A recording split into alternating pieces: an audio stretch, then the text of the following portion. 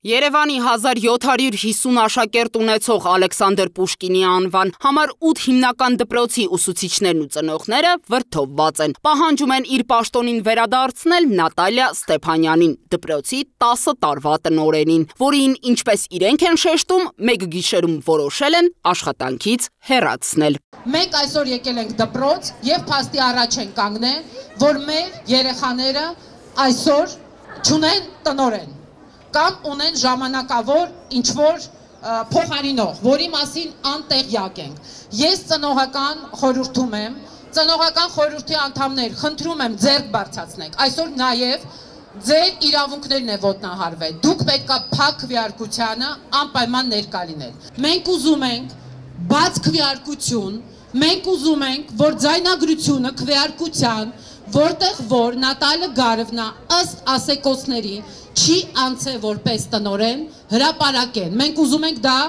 բաց հրապարակեն։ Մենք հրավիրել ենք այսօր բոլոր պաշտոնյաներին, սպասում ենք իրանց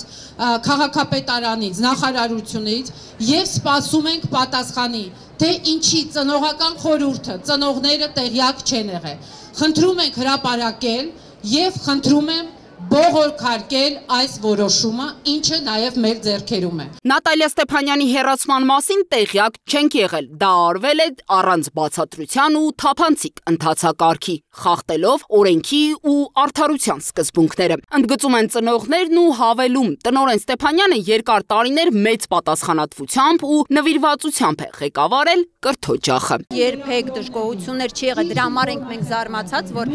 ոնց կարող է նմանատիպ բան տեղի ունենալ, որովհետև ամեն ինչը սահուն միշտ գնացել է եւ երեխաները, եւ ծնողները, եւ ուսուցիչները, մենք միահամուռ կանգնած ենք որ իրար թիկունքի եւ նաեւ տեսնում եք ինչա կատարվում, որ մենք այսպես սատարում ենք մեկս մյուսին, որտեվ զարմանալի է այդ ամենը էլի մեզ համար։ Եթե այստեղ պետք է մտնի օտար մարդ, որը հավակնություն ունի իշխանավորների կողմից որոշումը ոտնահարելով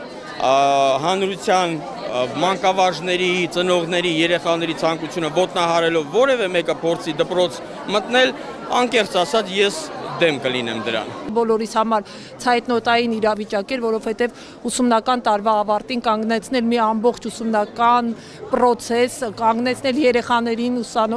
ծնողներին եւ դասատուներին նման ստրեսի առաջ, կարծում եմ շատ սխալ որոշում էր։ Գոյություն ունի ամեն ինչ իր ժամանակը եւ տեղը, տարեվերջին, երբ որ մնացել էր 10 օր ընդամենը նման ստրեսի կանգնացնել ամբողջ դպրոցը, կարծում եմ սա անընդունելի իրավիճակ է։ Կրթության, գիտության, մշակույթի եւ սպորտի նախարարության պարզաբանումը, որ Նատալիա Ստեփանյանը 2 անգամ չի կարողացել հաղթահարել դպրոցի տնօրենի թափուր պաշտոնի համար հայտարարված մրցույթի հարցազրույցի փուլը, դպրոցի անձնակազմն ու ծնողները արժանահավատ չեն համարում։ Նրանք պաշտոնական դիմում են ուղարկել պետական համապատասխան գերատեսչություններ, ազգային ժողով ու ընդհուպ վարչապետ Նիկոլ Փաշինյանին են նամակով դիմել, ակնկալելով վերականգնել Նատալիա Ստեփանյանի աշխատանքային իրավունքը։